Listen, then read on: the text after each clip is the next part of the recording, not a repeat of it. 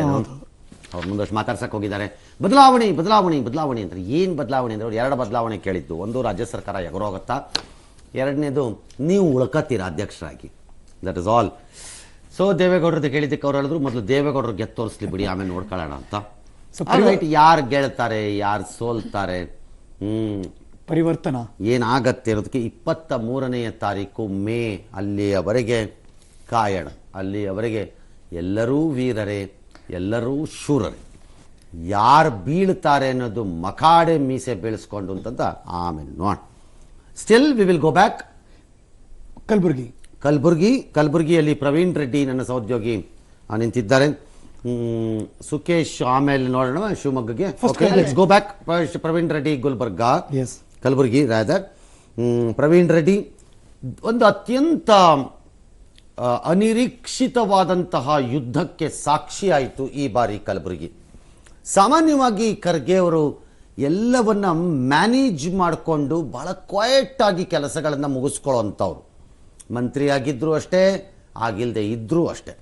ಅಂತ ಖರ್ಗೆ ಅವರನ್ನು ಈ ಬಾರಿ ಈ ಚುನಾವಣೆ ಅಥವಾ ಅವರ ವಿರೋಧಿಗಳು ಸರಿಯಾಗಿ ಕೆಲಸ ಕೊಟ್ಟರು ಅಲ್ವಾ ಅವ್ರಿಗೆ?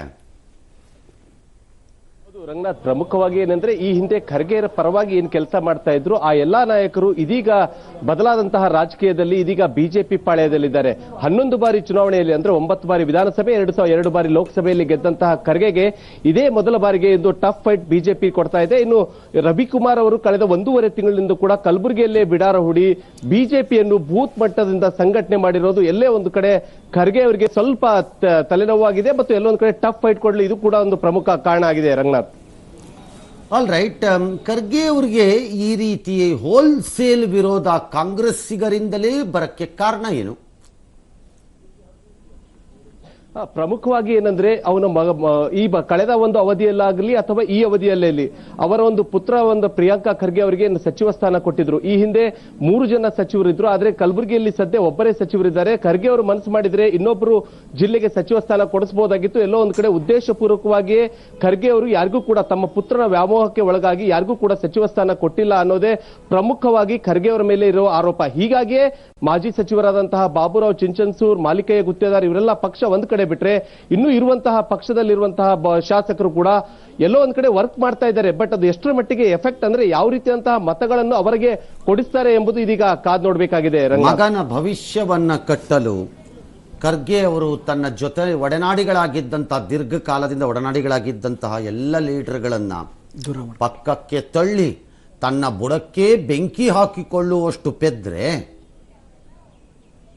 ಹೌದು ರಂಗನಾಥ್, ಪ್ರಮುಖವಾಗಿ ಏನಂದ್ರೆ ಮಲ್ಲಿಕಾರ್ಜುನ್ ಖರ್ಗೆ ಅವರ ಪರವಾಗಿ ಇಲ್ಲಿನ ಒಂದು ಯಾವುದೇ ರೀತಿಯಂತಹ ಅವರ ಮೇಲೆ ಕಂಪ್ಲೇಂಟ್ಸ್ ಗಳಿಲ್ಲ. ಅಂದ್ರೆ ಅಭಿವೃದ್ಧಿ ಕೆಲಸ ಮಾಡಿಲ್ಲ ಅಂತಿಲ್ಲ, ಮತ್ತೆ ಯಾವುದೇ ಒಂದು ಜಾತಿ ರಾಜಕಾರಣ ಮಾಡಿದ್ದಾರೆ ಇಂತಹ ಯಾವುದೇ ಆರೋಪಗಳು ಕೂಡ ಮಲ್ಲಿಕಾರ್ಜುನ್ ಖರ್ಗೆ ಮೇಲಿಲ್ಲ.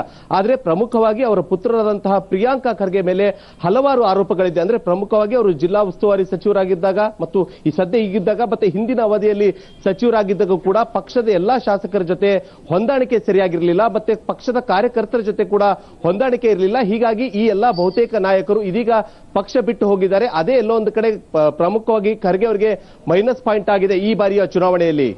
ಓಕೆ, ಉತ್ಸಾಹ ಹೇಗಿದೆ ಚುನಾವಣೆಗೆ? ಸದ್ಯ ನೋಡೋದಾದ್ರೆ ಈಗ ಒಂದು ಕಳೆದ ಬಾರಿ ಸುಮಾರು 57ರಷ್ಟು ಮತದಾನ ಆಗಿತ್ತು ಅಂದ್ರೆ ಲೋಕಸಭಾ ಚುನಾವಣೆಯಲ್ಲಿ. ಈ ಬಾರಿ ಸುಮಾರು ಜಿಲ್ಲಾಡಳಿತ ಒಂದು ಹೆಚ್ಚಿನ ಪ್ರಮಾಣ ಒಂದು ಮತದಾನ ಮಾಡಬೇಕಂದ್ರೆ 65% 70ರಷ್ಟು ರೀಚ್ ಆಗ್ಬೇಕಂತ ಹೇಳಿ ಈಗಾಗಲೇ ಒಂದು ಅವೇರ್ನೆಸ್ ಮಾಡಿದೆ. ಈಗ ನಾವು ನೋಡಿದಂತೆ ಬಹುತೇಕ ಜನ ತಮ್ಮ ಸ್ವಪ್ರೇರಿತವಾಗಿ ಇದೀಗ ಮತದಾನಕ್ಕೆ ಬರ್ತಾ ಇದ್ದಾರೆ. ಸೊ ಅಂದಾಜು ಒಂದು ಸುಮಾರು 12 ಗಂಟೆವರೆಗೂ ಕೂಡ ಒಂದು ಅತ್ಯಂತ ಒಂದು ತ್ವರಿತವಾದಂತಹ ಮತದಾನ ಆಗುತ್ತೆ. ತದನಂತರ ಬಿಸಿಲಿನ ಒಂದು ಪ್ರಖರತೆ ಹೆಚ್ಚಾದ ಬಳಿಕ ಎಲ್ಲೋ ಒಂದು ಕಡೆ ಸ್ವಲ್ಪ ಒಂದು ಮತದಾನ ಸ್ಥಗಿತ ಆದ್ರೂ ಕೂಡ ಅಂದ್ರೆ ಒಂದು ಸ್ವಲ್ಪ ಪ್ರಮಾಣ ಕಡಿಮೆ ಆಗುತ್ತೆ. ಅದಾದ್ಮೇಲೆ 4 ಗಂಟೆ ಆದ್ಮೇಲೆ ಮತ್ತೆ ಒಂದು ಮತದಾನ ಚುರುಕು ಆಗುವಂತಹ ಸಾಧ್ಯತೆಗಳಿವೆ.